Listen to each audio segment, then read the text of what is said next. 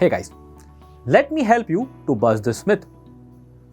If you analyzed last 4 to 5 years actual IPMAT Indore examination paper, you would realize that there are a lot of questions in the actual exam which test your analytical skills and problem solving skills rather than emphasizing only and only on mathematical proficiency.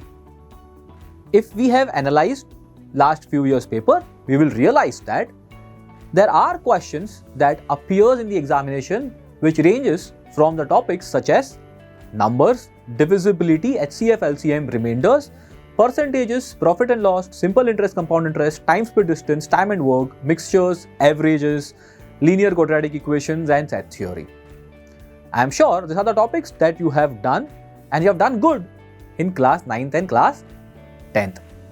If we delve deeper into the IPMAT 2023 paper, we will figure out that out of 15 questions in the quantitative aptitude short answer section, there were 4 questions which tested the concept that you have learned in your 9th and 10th, and in quantitative aptitude MCQ section, there were 11 questions out of 30 that tested the same concept.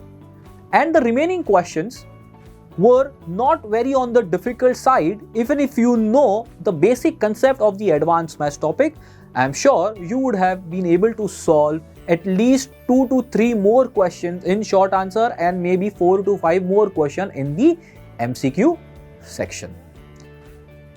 Let me give you some data about last year IMA students who got into IPM Indore. So out of 20 plus students who got into IPM Indore, there were 11 students who were not from the maths background.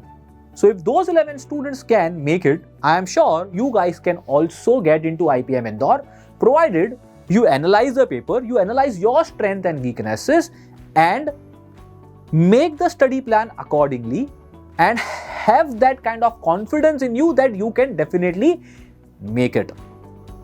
All the best.